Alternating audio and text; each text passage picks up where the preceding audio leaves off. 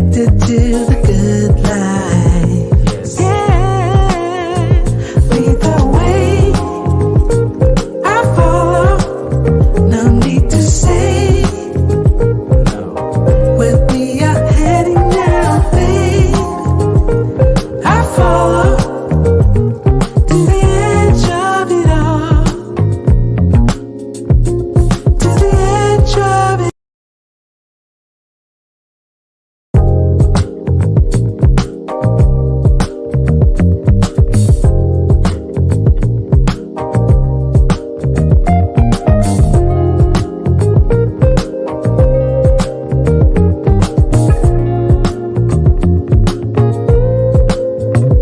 In this moment, I cannot say what's wrong or right. It's not hard to fool me, 'cause I'm addicted to the good life. Yeah, lead the way. I follow. No need to say. Where we are heading now, babe.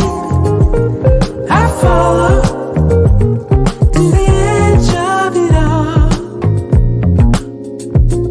To the edge of it.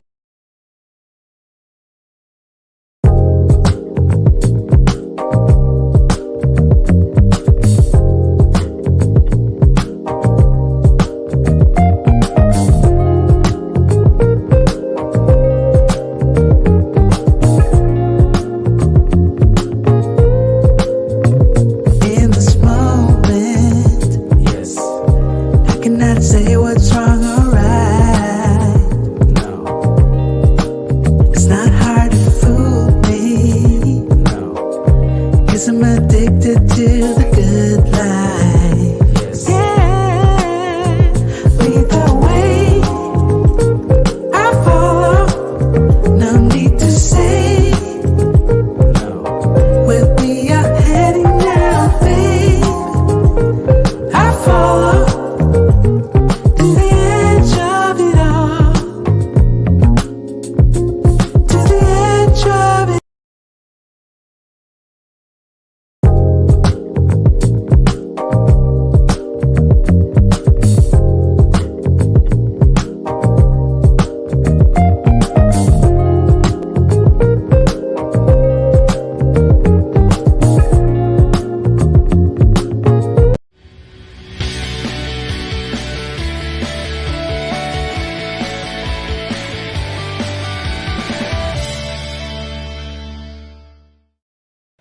Hey guys, what's up? Thank you for joining us on another episode of the Waiting Table Podcast, where we have roundtable discussions about the hottest topics in weight loss with, of course, the coolest people from the bariatric community.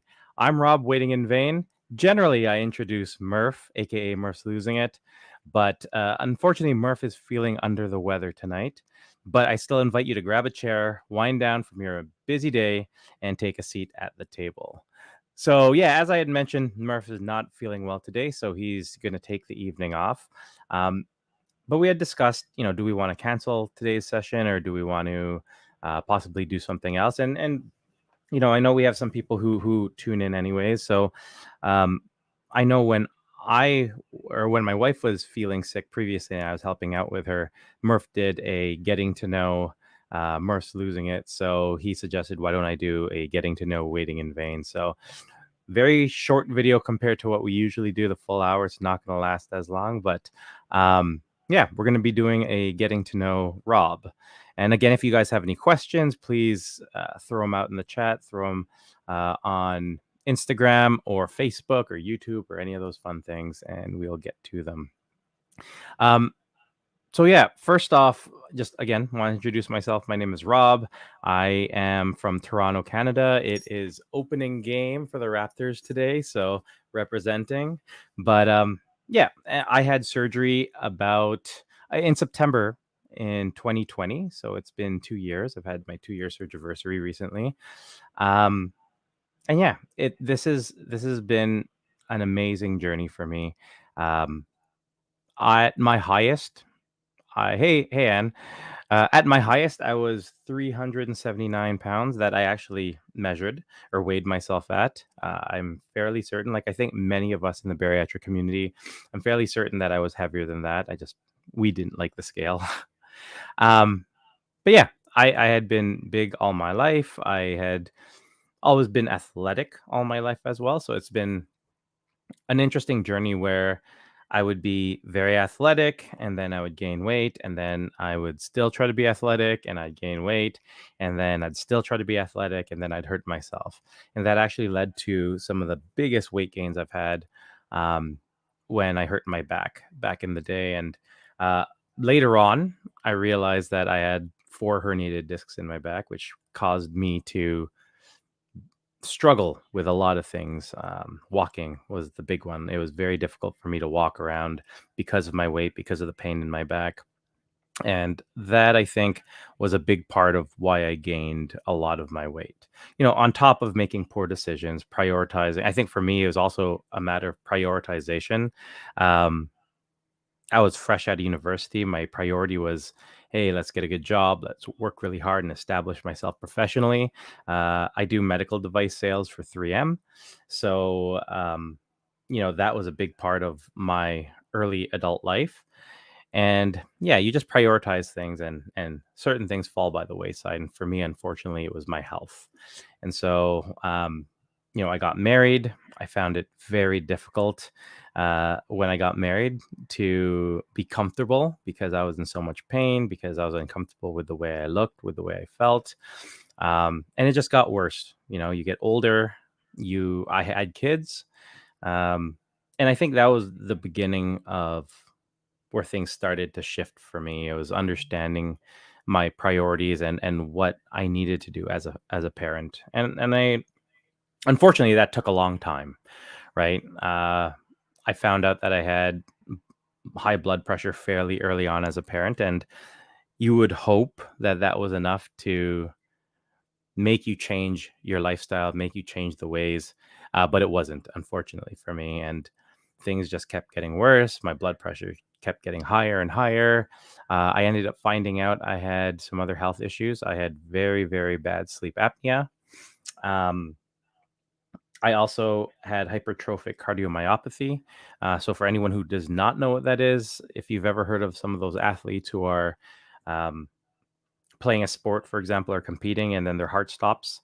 That is pretty much it. So my heart rate couldn't be over a certain number, and I couldn't overly tax myself, or I was at risk of my heart stopping. So that, with the blood pressure, with everything, I was pre-diabetic. I just had everything going bad, and tack on the the fact that I was always in pain. I wasn't able to move because of my herniated discs. It was just a recipe for disaster. And yeah, so it got worse. I got bigger and bigger and bigger, and I got worse. And I became more and more unhappy with the life I was living, but also my ability to be a partner to my wife, Mary, but also my ability to be a parent. I was there. I was around my kids, but was really an absent parent, right? And I think that's the worst part because they could see me, but I wasn't able to do much, right? I would try, but I wasn't able to. And so, um, yeah, so things started changing, and I started um, trying to be more healthy, and it was interesting because it was my friends, my neighbors, actually on my street that had this intervention type thing where we went out for dinner and we were all just hanging out, and they started telling me how worried they were for me and my health and some of the things that was happening. And so that sort of led to me getting into cycling. And I had asked them, if I get a bike, if I start cycling, will you guys cycle with me? And they were just like, yeah, for sure. And we ended up doing it for about a year and a half straight, almost every day. Through the winter, we would go to the gym, do all the virtual biking. Once the spring hit, we would be biking every single day. And that was really the beginning of my journey for health. Um, and then my mom passed, which, I know with Murph, and I think this is why Murph and I get along so well. And I think this is why we connected so much, is because we were very, very similar in regards to the different comorbidities we had, the different challenges we had, but also how loss really fueled um, some of the change that we had. And I know with my mom, I had already been losing weight at this point. I had lost quite a bit of weight with cycling and just being active. I think I lost about 80 pounds at this point. And and I did some math. She was not very old when she had passed. She was about 66. And my dad was even younger when he had passed a while ago. He was around 62, 63. And I did some math on a napkin. And, me at that point, I was like 36, 37. And I worked it out. And I was just like, my parents were way healthier than I was, or I am currently. But they all died fairly early, right? Well, actually, really early. I would consider it really early. And I thought about it. If their health at this time in my life, or my time in my life, if there was any correlation to the age that they had passed, I don't have very much time left. I have 20 years, maybe 25 years max with my kids. And I actually look back at that now, and I actually think that I would have died in the next 10 years, which is frightening and chilling. But I think it's true. I look at pictures of myself. I look at how hard everything was to get around, to move, how much my body was working just to get up the stairs, just to get out of bed. Um, I don't know how much I would have lasted.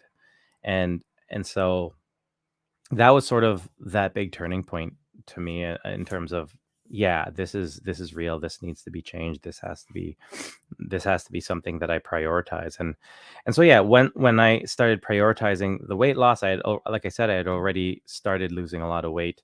And I did things a bit different. Obviously the number matters, right? We always look at the number on the scale. But for me, it always was about that lifestyle that I wanted. So, what was that image of that life that I wanted? And for me, it was a life where I was happy and I was confident in myself. I felt good. I was healthy, and I was able to be a good father and husband, right? And that was the priority for me. And it didn't really matter what that number ended up being or how it was going, if I was losing or not, because every day was a step towards that end goal. Um, because, I had the surgery in September of 2020. And for anyone who's had the bariatric surgery, we all hear about the stalls that we have. And I'm in a lot of groups, and I hear the challenges people go through when they have these stalls and how it messes with their brain and their mind and their emotions, right? Like, that's a big part of the success with bariatric surgery. And yeah, people struggle with it. People struggle with comparing themselves to what other people have done. I am grateful for social media, for supporting me and helping me during my weight loss journey. But at the same time, I can see how it could be a challenge for a lot of people because there is a lot of comparison. It's hard not to. That was the reason why I had originally looked on social media, is because I had no one to look up to in regards to this bariatric journey. I didn't know anyone who had bariatric surgery. Um, I know of some people based on a Facebook page, but I didn't know very many males. I didn't know very many young Asian males, because culture has something to do with it, of course, right? We have specific things that we do in our culture that I didn't want to change. And it was very difficult to find someone who I could look up to or who I can emulate, who I can reach out to in regards to this weight loss journey. There was amazing people on the Facebook group that I was part of, and I still am part of. I've reached out to a lot of people. A lot of these people, like Anne, for example, had surgery around the time that I did, and they're on a bariatric fitness group that we're part of. And this tends to be the group I lean more towards because at my stage in my journey, they sort of are aligned with that, um, sort of taking that next step in regards to overall health. But it was difficult. And Murph reached out to me early on in his journey, and that was the whole reason why we came up with doing the Waiting Tables podcast. Murph had asked me initially, "Oh, what do you want to do for the name?" And I was I'm that guy who has to come up with witty names, witty ideas, and all these different things. And I had all these ideas. I was throwing them over to him. I'm like, "What do you think? What do you think?" I want to do wait and see because I'm waiting in vain. And he's Chris, but he's like, "Oh, I don't like my name, Chris." So I'm like, "Okay, fair enough, fair enough." But I threw the idea of the waiting tables podcast, and the reason why I like that idea is again comes back to those certain things with my culture and my social life. I used to joke around. I used to laugh at my parents when we were younger, and we'd be running around the house at family parties, and all the parents would just be sitting around the table, just laughing and telling jokes and telling stories and just sitting there and laughing. And as much as I would joke about that and make fun of them back then, that is what my life is with my friends and my family. The kids are running around. We're sitting around that table. We're telling jokes. We're reminiscing about the good old days. And we are enjoying our time with each other. And so when Murph and I had talked about the waiting table, we wanted to bring people to our table and share our stories, share our experiences with each other, and get better and grow because of our shared experiences, right? Um, so that was a big part, and it's also a very cultural thing, right? Um, for the Filipino culture, food is love. If you ever knew my mom and my dad early on, it was always about how can I provide more food. Oh, don't be shy, keep eating, keep eating. Um, and that was a big part of it, right? That's a big part of our culture. And I hated whenever I used to diet, and I dieted just like a lot of us have. I Every time I would diet, I would be miserable, right? So Mara had posted something here. We used to do back in the day. We used to do these workout challenges that I used to try to organize for our friends. Um, and they used to be things like, oh, you put money in every time you have a cheat meal, and then all that money goes towards something that we do together and be working out together and training together. We used to do all these different group things because that's how I like to train with people. I like to see people getting better and progressing together. But I remember back in those days, I used to eat very low carb, and this was, I think, university, maybe like third, fourth year university. And I remember Mara telling me one time that I was really, really moody and I get in a bad mood when I'm on low carb. And back then I was like, oh, you don't understand. I'm trying to maximize all the things I'm doing. But as I grew older and I had to do more of these different types of diets, it was exactly what Mara had said. She called it. I get in a bad mood when I'm on low carb. And even Mary, my wife who had just joined, Mara, yeah, ELGV, that was my staple. Extra lean ground beef with Frank's Red Hot with sweet potato mash and vegetables. That was every single meal in the Tupperware when I lived in my condo on my own. But even when I was dieting, Mary would always say, and again, this is just one of my efforts to lose weight previously. My wife would always be like, "You're moody." Right? Every time I was on something called Dr. Poon's diet in Ontario. Dr. Poon's diet, which is again, if you're very obese, if you have a lot of these comorbidities, it's a diet to really, really help. Yes, losing weight, but um, it's all about being healthy and getting your health back. And it was very low carb, very low salt. It worked. It was great. I gained all of it back plus some afterwards, but it was very strict. And I remember Mary saying after I was about 5, 6 months, maybe 4 months into my surgery or post op this time, she had said, she had said, on previous diets, you were always in a really bad mood, right? Like every single day, you'd be like, okay, it's time to eat. And you'd sigh and not be happy about what you're eating. And she was just like, you never complained once at all since you've had your surgery and you're losing all this weight. And I think that comes down to my approach. And I started this a long time ago in regards to what my approach was. And I see it all the time now with a lot of people. And for me, it was about moderation, right? We always hear about, hey, you need to make this a lifestyle change. And we're just like, yeah, I'm going to make it a lifestyle change. But still, I'm focusing on that number. That number needs to go down. This time around, I wasn't really concerned about that. It was about that lifestyle that I wanted and making that change that not only could get me to that point, but I can continue later on, right? Yeah, exactly, Mara. We need that right balance and living life in a better way, 100%.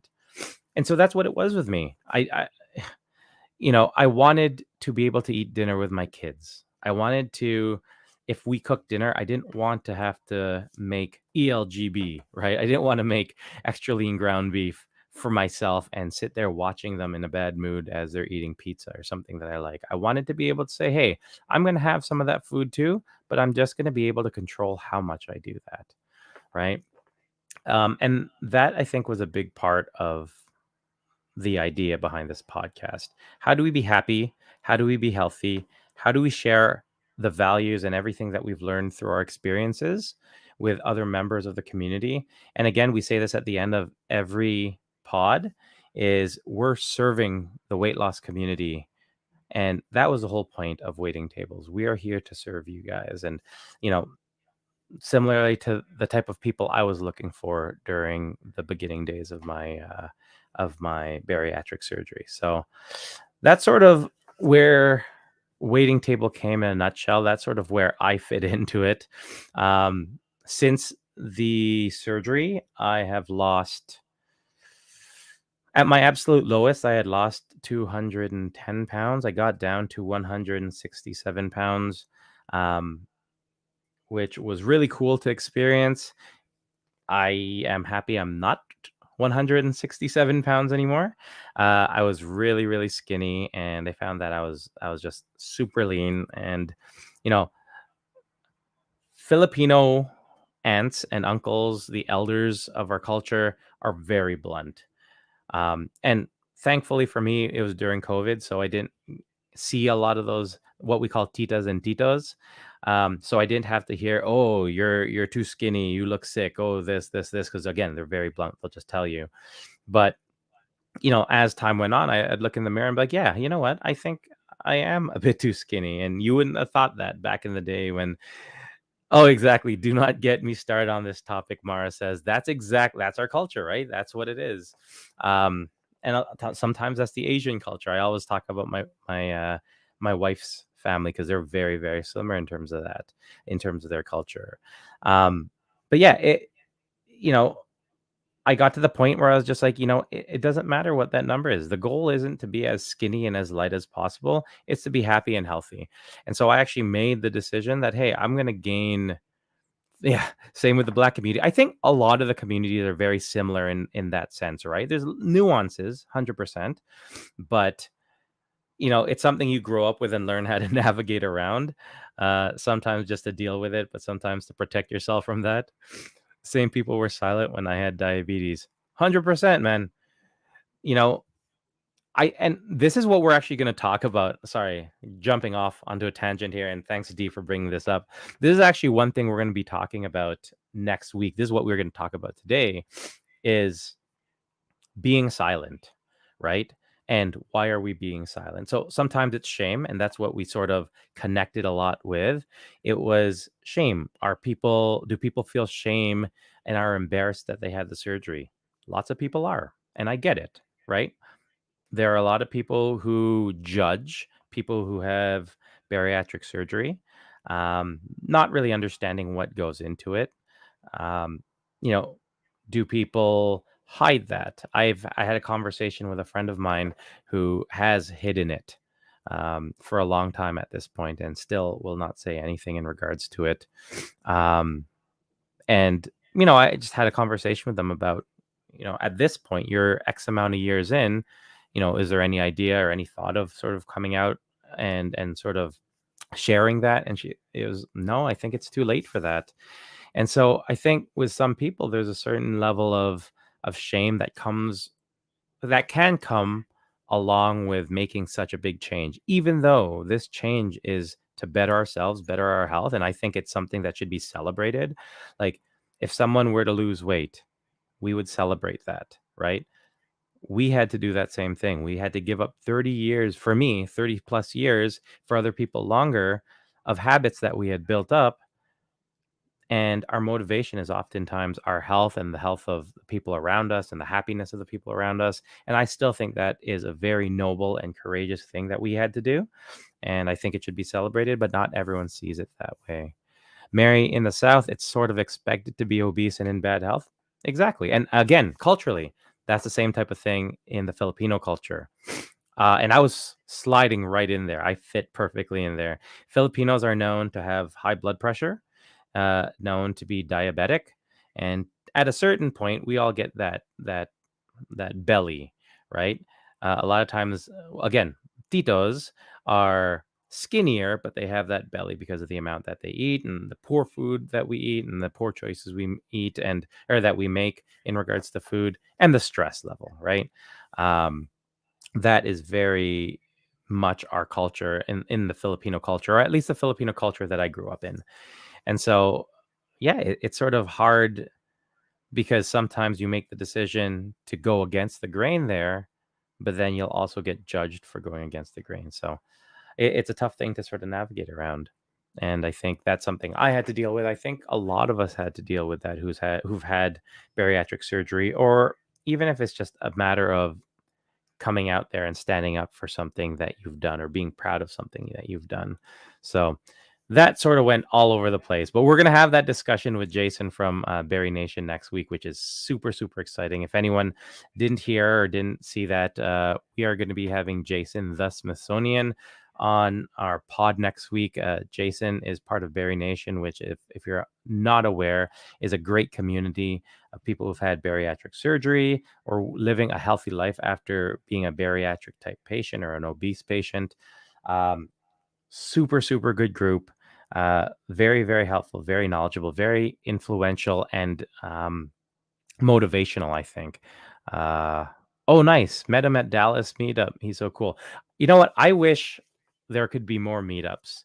So for me, it was great to go and meet Murph in person. I thought that was amazing. There are some people in Ontario. Anne is one person I would love to meet. I had told her next time I have to work in the area where she lives, definitely meet up.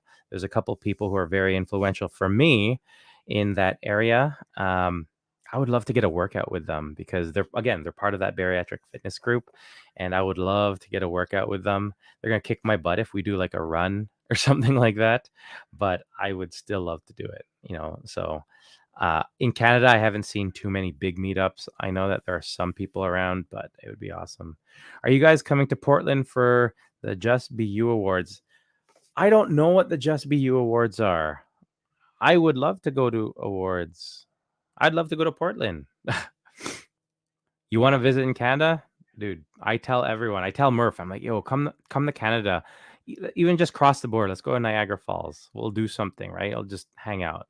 It'll be good. If you guys come, organize it with Murph and we will do a pod and you will be on it live. That's open to everyone. I hope Murph's okay with that because I'm opening it up to everyone now. But also in regards to the podcast and everything that I'm doing, that was again the reason why I started Waiting in Vain in regards to my IG page.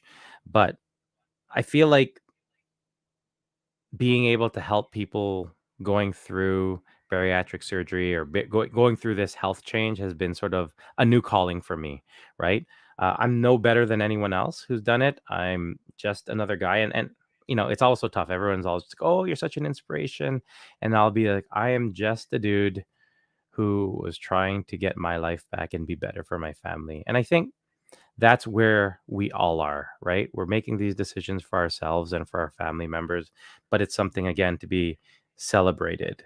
And so, yeah, a lot of people will talk to me about that. And I had reached out and I had been in contact with the social workers at the hospital I had my surgery at, Toronto Western Hospital, part of UHN, or the University Health Network in Toronto. And it just happens that they were starting the very first bariatric peer mentor program. And so I had been talking with them and I told them about, the different things that I had been doing. And there was this interview process. There's a ton of people who had interviewed for it, and I'm super happy to say that, yeah, I was chosen as one of the peer mentors um, for the bariatric program, which is amazing. It's super exciting. Um, they're already starting to look for people. I've already connected with someone already. I know that my two other peer mentors also have connected with some people, and it's just amazing to go through it, being on this side of it at this point, right? The person who I have connected with, or my mentee, and they did a perfect job with pairing me up. It was like if I were to rewind 7 years ago, I would be talking to myself. Um, in terms of where he is in life, some of the things going on in his life, it's exactly where I was. And so hearing him, hearing his challenges, and sharing my experiences, hoping that this helps him, whatever way it goes, whether he has a surgery or not, but helps him make a decision that he feels will better his life and make him happy and his family happy. It was just a blessing to be part of that, to help people. So I'm super happy that I'm a part of that now. um yeah, my focus now is has been training. Been training and being a dad. uh since the surgery, I've done quite a few different rides. My passion has always been cycling. So I've done a lot of cycling. Again, cycling is sort of one thing that got me started with weight loss. And my group, the Coombs Cycle Club, the CCC, that Coombs is our street. Um, been They've been amazing. We've been doing a ton of rides. We ride to Niagara Falls numerous times a year, or every year, which is 100 kilometers for us. And I'm going to check what 100 kilometers is in miles for our American viewers. It is 62 miles. So yeah, so we do that ride quite regularly. We always do it um, for the ride to conquer cancer. If anyone was following me on social, you know that one of my best friends, Mark DeLeon, lost his battle with cancer this year. A lot of what we were doing was to help with supporting Mark and his family, and so yeah, it was great to be a part of his journey, and helping support him through everything. Um, yeah. Oh my God, that's far. Yeah, 62 miles is far. We actually did a 200-kilometer ride in one day, so that is 124 miles, um, which was a big challenge. It was amazing to do. I was very tired after that. And that's actually part of the reason why I want to get into triathlons. I want to keep challenging myself. Um, and does a lot of the endurance sports as well. Corinne, who we had recently on our show, as well as Carrie, they also do them. We have quite a few people in our bariatric fitness group that I look up to in regards to endurance sports. They're amazing. We're looking to hopefully do something together next year in regards to a triathlon, or maybe a sprint or triathlon sprint, or try together. I'm trying to convince Murph to come to do it with us, but I think it'd be awesome to have a meetup doing something like that, just to motivate each other, cheer each other on. I think it's amazing. D, didn't prepare myself for life on the other side of reaching my goal, working hard to let go of fear. Example, my trainer wants me to work out less. I'm scared to pull back, but I know it's important. That's real, man. That's, you know, we've spent years a specific way, and then all of a sudden you fast forward and we are complete opposite. We're in a place where we never thought we would ever be. And so it's hard to think about what can happen if you ever go back, right? So things like working out, um, it's hard for people to let go. It's hard for people to take that break because of fear of getting back to that. Same thing with enjoying themselves with food, right? I was talking with someone recently who had reached out to me saying that she's really struggling with stuff, and the sort of the mindset with working out, and everything, and her diet, because she's scared of regain. And when I had started talking with her, she was still only like 6 months in. She was actually still losing, but there's still that pull on all of us to be a specific way because of the fear of gaining it all back. So it's for sure real. It's just a matter of how to navigate that, right? Um, we've said it on this show quite a few times. Derek, how are you, my friend? Um, we've said on this show a few times. It's sort of being able to adapt, and I think that's a big challenge for a lot of bariatric patients. I know it's definitely a challenge for myself back in the day, being able to adapt with things, being able to adjust your diet when you're not working out, right? Like if you go on a stint where you're not going to be working out, how do I adjust my macronutrients and my caloric intake to manage that, right? So I don't gain things, because obviously if you're working out, you're going to be eating a lot more. Um, at this point, I am eating. I'm eating around 17 to 1800 calories a day, which, when you think about it, that's not far at all from what people consider normal in terms of overall caloric intake. Um, but it's because I'm training a lot, right? If I stop training, then I know that I need to balance that out somehow. I'm not going to have the same caloric demands and macronutrient demands as a result of me not exercising. So, yeah, man, it's that balancing act. Um, Yeah, so I think that's fair for you to be concerned about, D, because I think everyone sort of goes through that. And thank you very much. She says you'd be an amazing mentor. I appreciate that. It's interesting too, though, because when I started, we had to write up why we think we would be a good mentor, and mine was very specific, and it was very much in line with why I started the waiting table. It's why I started Waiting in Vain, and it was I had no one to look towards to do this, right? And I feel like I am very niche in regards to sort of the mentees that may pair with me. There's a reason I don't have as many pairings as some of the other people who are other mentees in the program, but it's because men may not want to reach out as much to be paired with a mentor.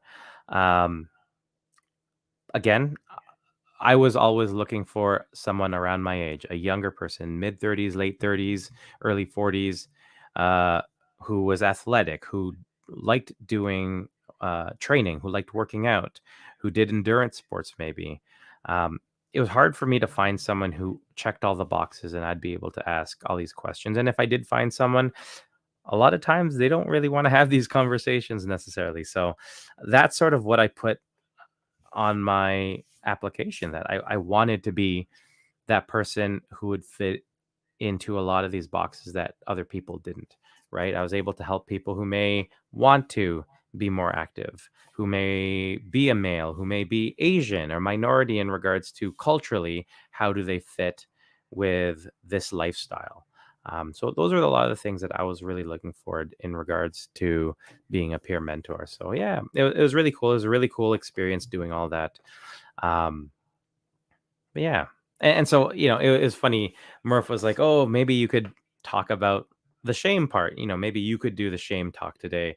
I was just like, I don't know, man. I don't really have shame. I don't have shame. Like, my life is sort of out there, right? My wife gets on my case because she's just like, do you know how many people have seen half naked pictures of you now? I'm like, yeah, that's a lot. My buddies constantly make fun of me and they're just like, hey, when's your OnlyFans page coming out?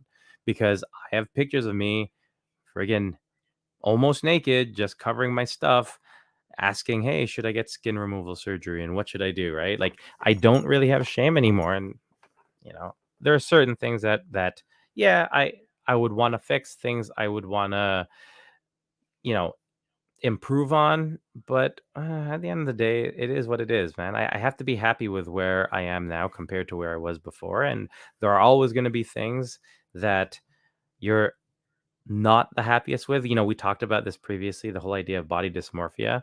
When I was 380 pounds, did I think, if you told me I'm going to be 168 pounds, do you think I would have any complaints? Not at all. I get to 168 pounds, I'm just like, yeah, I'm too scrawny. I have loose skin. I have all these different things. And then I get I put on muscle. I put on 15 to 20 pounds of muscle. And now I'm like, and I had skin removal surgery.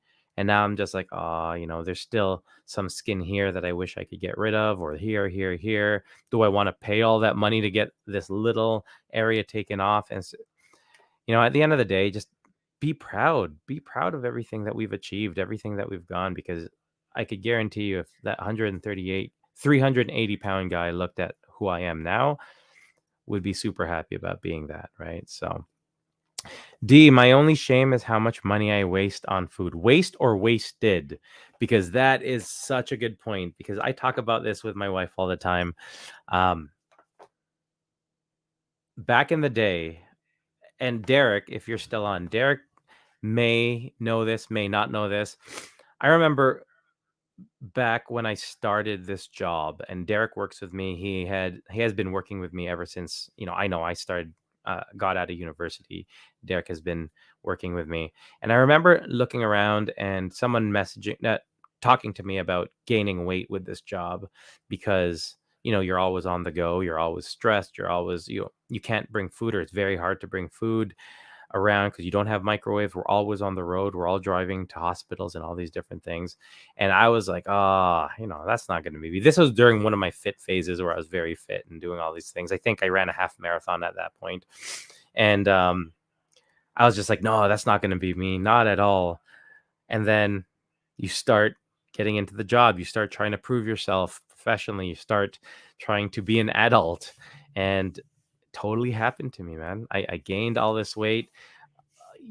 I ate out so much.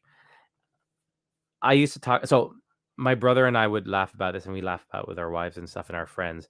My combo at McDonald's, especially as I got bigger, was always a double quarter pounder combo with supersized fries, supersized root beer, and 20 nuggets. And back then it was like, okay, how much did I pay? I paid like $15. I would do that so many times a week. And then, like, on the weekends, my wife and I, before we had kids, we'd go out to dinner and all these different things. It's crazy the amount of money you spent on food. So I'll still go out now and spend money on food, whatever. But I can do that looking back at 10 years ago and be like, I'm not spending that amount of food, because that was just nuts, the amount of food that I used to spend. D says, how much money I waste on food and spend on clothes. Hey, man, like you said, show it off. You worked hard for this. Same thing. Buy the clothes, man. I constantly get made fun of by my friends because, so yeah, I'll admit it. With some, there's some embarrassment to this, but yeah, a lot of pride. I'll wear skinny jeans. My pants are pretty tight at this point. I'll wear slim fitting clothes. I'm okay with that. I'm okay with people making fun of me because of that. Because at the end of the day, I worked really, really hard to get to where I am now. And everyone's like, hey, it's not in style anymore. They're going back to like baggier clothes. I'm like, no, I'm not going to go back to baggy clothes. I don't think I can go back to baggy clothes after wearing baggy clothes, 5X clothes for so long. That's not going to happen. Derek says Rob was jacked when we first started working back in 2009, 2010, or 2010. 100%, man. At that point, I had actually gotten really, really fit, started doing a lot of training. Excuse me. Started doing a lot of training at that point. Um, and yeah, I was very active and very fit. And it's awesome. Like, I look at some of our colleagues back then, didn't gain weight, they're healthy the whole time. Me, again, it comes back to what I just said. I did not know how to adapt. I didn't know how to change. Didn't know how to be dynamic and adjust with things. So, where I could probably have made changes and eat and had better eating habits during that time, I didn't. Right. And all I would do is go out and eat and spend tons of money and eat crap all the time. I look at you guys, Derek. I look at some of our other friends, our other colleagues, no issues at all. Right. And so, again, it comes down to, I think, your ability to roll with the punches, your really ability to adjust. And I did not have that. And so that's something that I'm trying to do now, making those decisions, being able to prepare to be able to go to work the way that we do, where we're on the road hours during the day. And it's like, okay, what can I eat that's going to be healthy, that's going to be cost effective, whatever the case might be, because we need to. D says, I love going out to eat. Even now, I just can't eat what I order. All portions seems monstrous now. I order from the kiddie menu. I've had one restaurant actually say I'm not able to order from the kiddie menu, but for the most part, I'll order from the kiddie menu, or I'll split something with my wife. I do tend to eat. I laugh because, even when we eat dinner, my wife will eat a meal and I'll look at it and I'll be like, damn, that's like double what I eat. But then I think about it more and I'm just like, I used to eat triple what your portion is right now. So I'm like, it's all pretty messed up. So yeah, it's messed up. Mike Lai, how are you? Thank you. Says you look good, Rob. I appreciate it, brother. Mary, you were rocking a bow tie in a recent post. Yeah, I was. And you know what? I used to. And I remember back in the day, I'd be like, yeah, this looks good. This looks good. And whatever. I still think it did for what I was working with. But I think the big difference is now is confidence. Oh my goodness. I'll wear anything now and be like, yeah, I could pull this off. Back in the day is like, how many layers of black can I wear to try to hide any rolls and curves in my body? Um, my wardrobe was all black clothes, pretty much. Black jogging pants, black t-shirts, black sweaters, everything. Now I'm just like, hey, give me more color. I'll wear more color. I'll wear bright colors. I'll wear this. I'll wear this. Everything I used to make fun of, and my friends will make fun of me. My wife will make fun of me. She's like, "Oh, you used to, tease people about that all the time." Is jealousy. I have no problem with saying that is because I was jealous that I couldn't wear all those things. And what's the easiest way to sort of get over that is it was to make fun or to tease people about it, even though if you were in that position, I would have loved to have rocked that stuff. So yeah, D clothes. I could go pretty crazy with clothes, and I actually did. When I exactly, Jen says skinny jeans, 100%. I have skinny jeans, and I will say proudly, but also not proudly, that sometimes when I wear these pants, I'm just like, I think I could have gone skinnier, which is pretty bad. But hey, man, I got nice. I have a good calf to ankle ratio. I think that's important. Calf to ankle to knee ratio is important. D asks, how excited do you get when you see new muscles? I have new legs and I stare at them like the Little Mermaid. Also, I have so many veins that I didn't know I had before.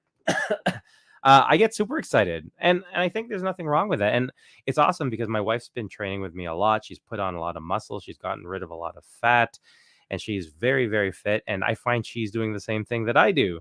Right? She has veins in her arms because she's doing a lot of training, and she's constantly. I'll catch her looking at them, or while we're working out, I'll catch her looking at them. Excuse me, I should have brought water. But no, man, dude, there's nothing wrong with that. Celebrate that crap. I will look at the muscles I have. Oh shit, she's on. Hey Mary, I was just kidding. I didn't mean it. Yeah, I did. But yeah, no, celebrate. I will if I find different things, different muscles, different definition that I didn't have before. Veins, same thing, man. My leg veins are like prized possession. The veins that I have in my legs, because you never, when you're 380 pounds, or if you're 300 pounds or 250 pounds, you didn't see any veins, man. So being able to see veins or definition when you're working out is amazing. My newest thing is my chest. So if I'm doing push-ups, I actually have veins spreading across my chest, which I'm just like, what the hell? I never would have thought that. Same thing. Like I could see the different heads of my pecs when I do push-ups because I have that definition, which is pretty damn awesome. So yeah, hey, I won't brag about it all the time, but yeah, I'll celebrate. I'll be happy about that. Steph has joined. Hey Steph, how are you? Thanks for joining. Mary says, veins and new muscles are so cool. Yes, they are. Anne says, muscle definition is to be celebrated. You worked hard to get them. 100%. And D says, yeah, he's super pumped about it. Yeah, honestly, celebrate it. That's part of what we're working for, right? Whether it's like muscles getting bigger, whether it's sort of more definition, whether it's more vascularity. Hey, man, did you ever think that we'd have that? I didn't. So, yeah, man, celebrate that. This pod has gone way longer than I thought. I was just like, yeah, you know what? No one's going to want to talk, ask questions. It's going to be like a 15-minute podcast, and we're at 45 minutes here. We have 7 minutes actually left. So thank you very much for being so active in the chat. This is actually quite interesting. I didn't expect it to go this long, so it's pretty cool. Um, but yeah, in regards to the pod, we got a lot of really, really cool stuff coming up. Um, one thing that we really, really wanted to do was make sure we brought back some of the guests that we had previously. I think that's a big part of what we wanted to do in regards to this isn't just a show that you'd come on and be like, hey, share your information, plug your stuff, and then go. It's sort of, again, we invite our friends and family to the table, and we want to continue to invite everyone to the table. So I would love to hear more about what Corinne and Carrie are doing with their training. I'd love to have Anne, Corinne, Carrie. I'd love to get us all together and have a live round table to talk about all this different type of training and all this really cool stuff that we're doing physically and with our fitness. So no, it's really cool. I'd love to do all those things. Last week's pod we had was amazing. Having a bariatric dietitian is awesome, and Jeannie was great. We had so many people asking questions. We didn't get to all of them. It was so awesome. I was telling her afterwards, we had sort of debriefed afterwards, and I told her I never had to scroll that much to get answers, and to address questions. So it was really, really cool to see everyone engaged. I have talked to my to the team at Toronto Western, the social worker team, the dietitian team, and I was just like, I don't know what's wrong with me coughing now. I was like, it'd be really, really cool to have you guys on, right? To hear from your point of view of what things to look out for, things to be aware of, things like that. Like I love to inform people. My plastic surgeon has told me that he would be on the show. So Dr. Shivers, I'm calling you out right now. We are looking forward to having you on, talk about skin removal surgery. I know that is a huge deal in our in our community. People are going to love to hear about that. So I'm really, really looking forward to that. And again, next week, Barry Nation is big time. I would listen to Barry Nation. I still do tune in every once in a while if I can catch it to learn about all the amazing things going on. And again, same thing with us. Roundtable discussions about some of the hottest topics in weight loss. And sometimes it's just amazing to be a part of that community and to soak that energy in. So I am super happy and super excited to have Jason with us next week. Lizzie, thank you very much for joining. How are you? Anne says, for sure, I'd be more than happy to. That is that is amazing. I'm looking forward to that. Mary, thank you very much. We love you too. Yeah, we love all the support that we've received on the waiting table. Murph and I, and we joked about this because we had a shot prior to our show last week, 2 weeks ago when I was there, the one in person. He was just saying he still gets nervous before these shows, and I'm like, really? Because I do too. But it was interesting to hear it from his point of view because I didn't think about it that way too. And it was just like, are you nervous because there's a whole bunch of people that we're going to be talking to, even though we can't really see them? Also, I do this professionally. I sit and I educate tons and tons of nurses as part of my job. So I'm not really nervous about that. But he was just like, the reason why I get nervous is because I know the value that we can bring to the community and to people who were in the same shoes that we were in.